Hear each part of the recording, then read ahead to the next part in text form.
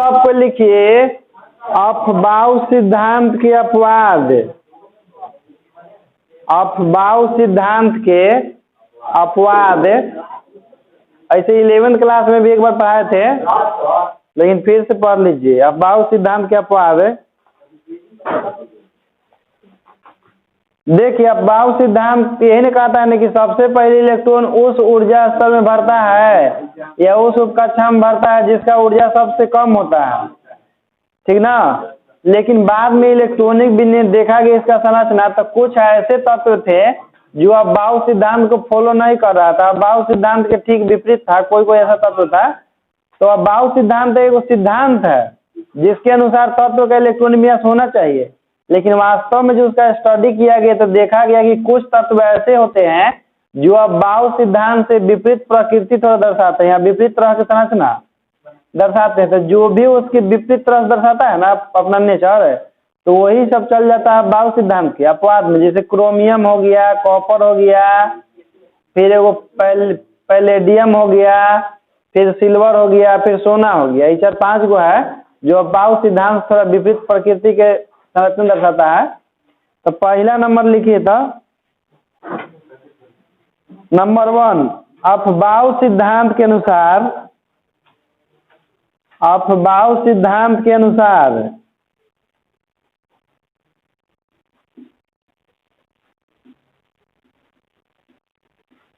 Aufbau सिद्धांत के अनुसार Cr24 क्रोमियम 24 का बाहरी इलेक्ट्रॉनिक विन्यास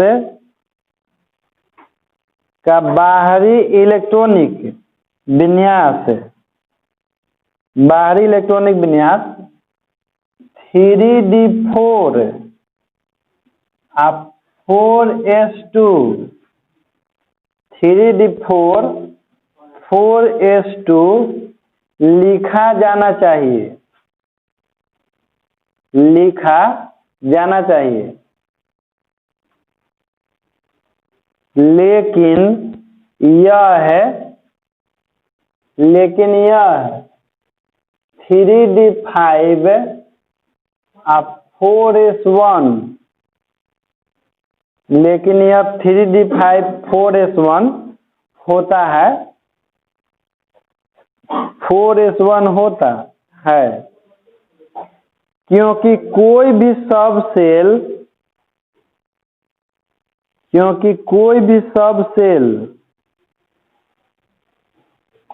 सेल तभी अस्थाई होता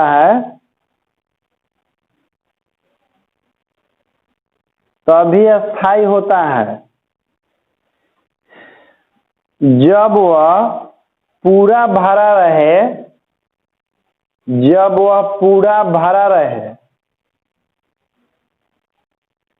या ठीक आधा भरा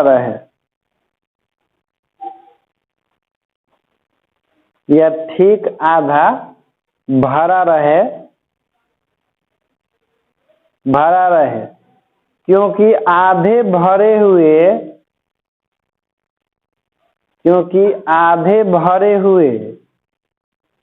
3d5 की अपेक्षा आधे भरे हुए 3d5 की अपेक्षा 3d4 कम अस्थाई होता है, 3d4 कम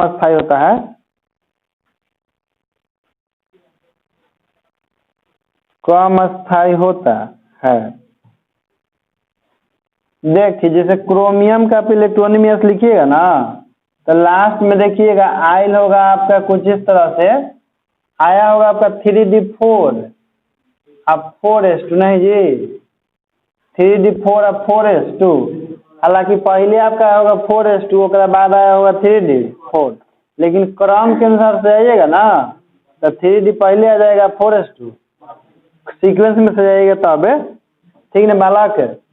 तो देखिए तो समझिएगा D के पास कई गो ऑर्बिटल होता है, 5 गो बॉक्स होता है इसका ना, 1 2 3 4 S के पास कई होता है, एक बॉक्स होता है। देखिए चारों में एक को इलेक्ट्रॉन ऐसे भर जाता है, ठीक ना बालक। एकरा में ई वाला जो इलेक्ट्रॉन में लिखे हम ना, ये अफबाऊ सिद्धांत के अनुसार होता है, अफबाऊ सिद्धांत के अनुसार है।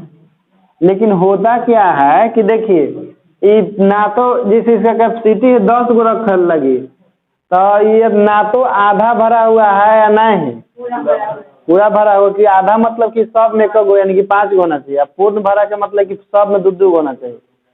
तो ये ऐसा ऑर्बिटल जो है अस्थायी होता है। जैसे ही इसको बाहरी टेम्परेचर मिलेगा ना, तो इलेक्ट्रॉन ई में से कूद के ई में जाएगा, फिर ई वाला कूद के ई में आएगा, फिर ई वाला ई में कूद के आएगा।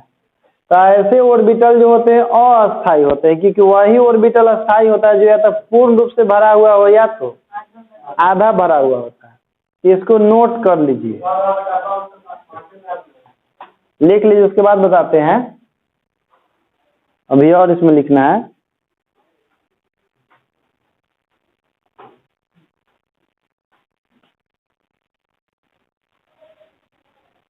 योग दो लिख रहा है सब एक्सरसाइज।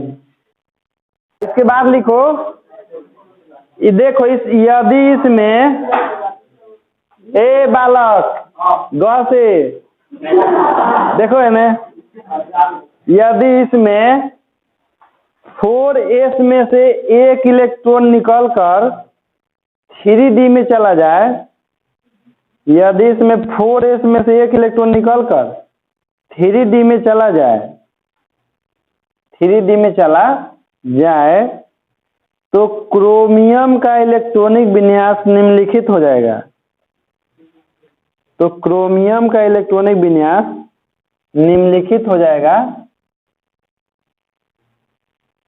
तो क्रोमियम का इलेक्ट्रॉनिक विन्यास निम्नलिखित हो जाएगा, निम्नलिखित हो जाएगा। यहाँ पर लिख लीजिए, देखिए Cr24 आई D5 इसमें हो जाता है, और उसमें कहा जाता है 4s1। तो आज के बाद से आप लोग यही इलेक्ट्रॉनिक विन्यास लिखिएगा, यही क्रोमियम का वास्तविक इलेक्ट्रॉनिक विन्यास होता है। और जो हम लोग लिखते हैं ना 3d4 और 4s2, वह बाउ सिद्धांत के अनुसार होता है। अब बाउ सिद्धांत सब पर लागू नहीं होता है। तो आज के बाद तो देखिए ई वाला लिखिएगा, हम लिख रहे नीचे क्रोमियम यानी कि Cr24 1s2 2s2 और 2p 6 3s2 3p 6 और 4s1 और 3d 5।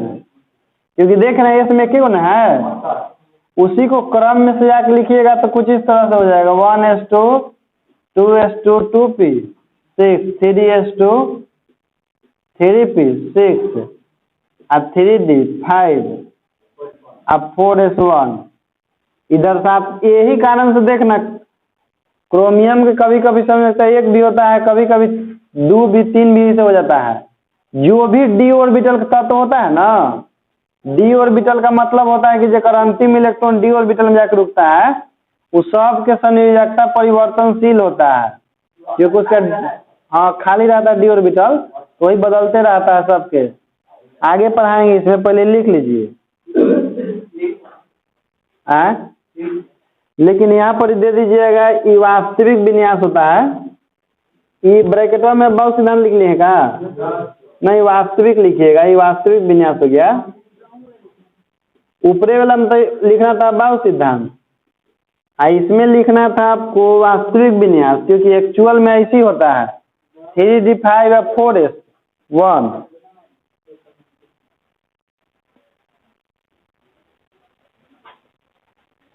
यहाँ भी लिख लीजिएगा कि वास्तविक विन्यास है। और जब भी एग्जाम में पूछता है ना, तेकरे पूछता है जो अपवाद वाला है, या तो क्रोमियम की पूछता है या तो कॉपर वाला पूछता है। कहा यही 2 अपवाद में आता है कल 30 तकले में। नोट कर लिए? तो दूसरा नंबर लिखिए अब अपवाद नंबर 2, अफबाउ सिद्धांत के अनुसार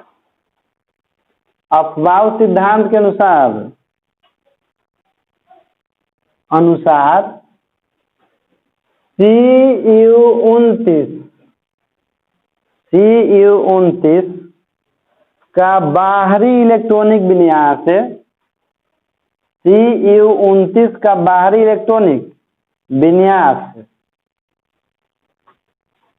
इलेक्ट्रॉनिक विन्यास 3d9 4s2 की जगह 3d9 4s2 की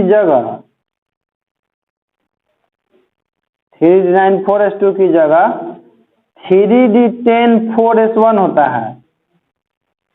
3d10 4s1 होता है 4s1 होता है।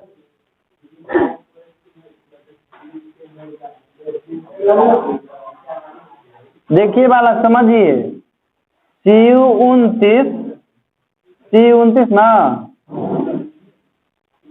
डी में देखिए कै गो है, 9 गो है ना, तो 3d9 आप 4s2 पहले लिख रहे हैं बाउ सिद्धांत के अनुसार, उसके बाद जाके वास्तविक विन्यास लिखेंगे। देखिए तो सबसे पहले इलेक्ट्रॉन सिंगल करके कगो में भरता है, एगो इसमें भरेगा, फिर उसके बाद इसमें एगो इसमें देखिए यहाँ पर पेयरिंग होता है इलेक्ट्रॉन का, लेकिन देखिए 9 गो इलेक्ट्रॉन हुआ ना, तो एगो बॉक्सवा खाली है तो अस्थायी हो जाता है। हाँ इनमें तो 2 होगा, एगो अप एगो डाउन, लेकिन किसके अनुसार है? जैसे अब बाउ सिद्धांत के अनुसार इस तरह से होना चाहिए, लेकिन देखा गया कि वास्तव में ऐसा नहीं होता है, वास्तव में कुछ और होता है। इसके बाद देखिए लिख रहे हैं कॉपर 29 के फेरो, लेकिन सुधार के लिखेंगे।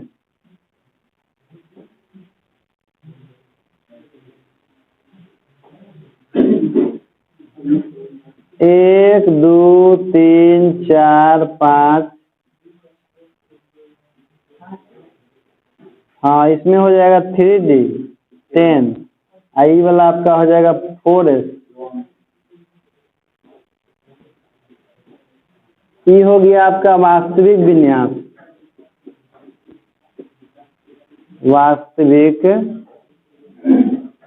विन्यास। नोट कीजिए इसको, लिख लिए सब कोई कि एक वास्तविक विन्यास यही होता है। एग्जाम में देखिए जब भी आए ना कि क्रोमियम का इलेक्ट्रॉनिक विन्यास लिखे तो यही वाला लिखिएगा इलेक्ट्रॉनिक विन्यास। हाँ सॉरी, क्रोमियम का वो वाला 3d5 या 4s1 और कॉपर के 3d10 या 4s, क्योंकि ज्यादा स्थायी होता है, ठीक ना। सजा के भी लिख सकते हैं, बिना सजाए हुए भी लिख सकते हैं, कोई दिक्कत ना वैसे मत लिखिएगा। जैसे एक के बार लिखिएगा, खाली जो वास्तविक है ना वही लिखिएगा। 2 बार लिखने की आवश्यकता नहीं है कि एक बार अभाव सिद्धांत के अनुसार एक बार वास्तविक विन्यास, क्योंकि एग्जाम में ऐसे नहीं पूछता है कि अभाव सिद्धांत के अनुसार लिखिए कि वास्तविक विन्यास के अनुसार लिखिए। खाली एग्जाम में आता है कि कॉपर का इलेक्ट्रॉनिक विन्यास लिखे या क्रोमियम का इलेक्ट्रॉनिक विन्यास लिखे, तो जो होता है क्या कीजिएगा, मतलब वास्तविक लिखिएगा। लेकिन यह कह दे कि अभाव सिद्धांत के अनुसार लिखें, तब आपको तो वही लिखना पड़ेगा 3d9 और 4s2 और 3d4 और 4s2। चलिए इसके बाद लिखिए तीसरा नंबर Ag47 के बाहरी सेल का विन्यास Ag47 के बाहरी सेल का विन्यास 4d9 अब 5s2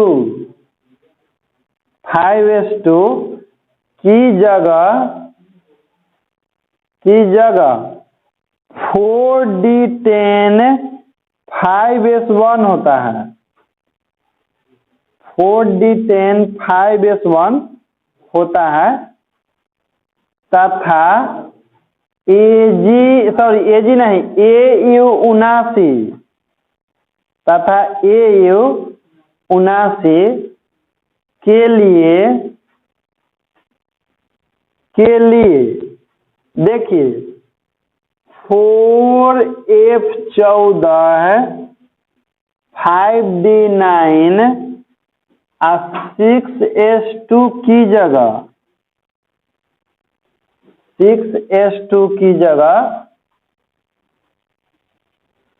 4F14 5d10 अब 6s1 होता है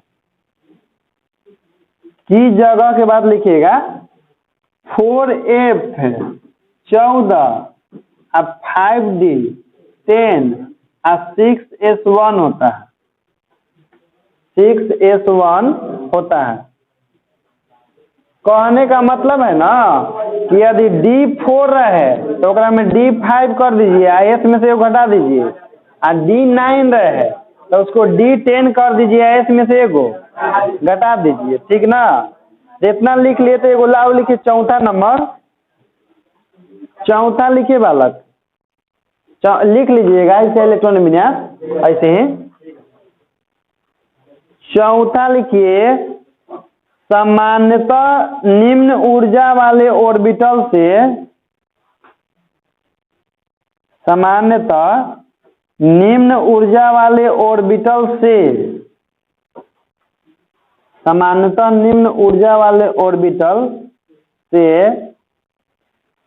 उच्च ऊर्जा वाले ऑर्बिटल में इलेक्ट्रॉन जाता है। सामान्यतः निम्न ऊर्जा वाले ऑर्बिटल से उच्च ऊर्जा वाले ऑर्बिटल में इलेक्ट्रॉन जाता है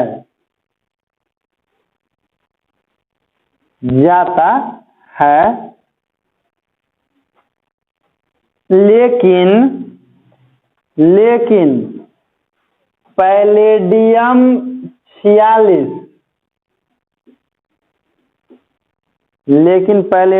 46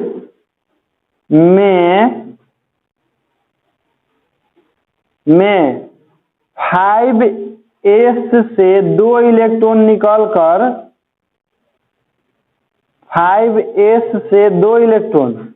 निकलकर 4d में चला जाता है। 5s से 2 इलेक्ट्रॉन निकलकर 4d में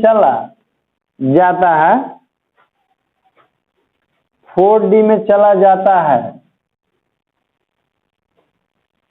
देखिए ई पैलेडियम 46 का इलेक्ट्रॉन विन्यास लिख रहे हैं, जिसे 1s2 2s2 और 2p 6 3s2 3p 6 और 4s2 और 3d 10 और उसके बाद 4p6 और 5s2 और उसके बाद 4d 8 इलेक्ट्रॉनिक में सब लोग लिखे हैं ना, देखिएगा इतना आया होगा, ठीक ना। ये होता है अफबाउ सिद्धांत के अनुसार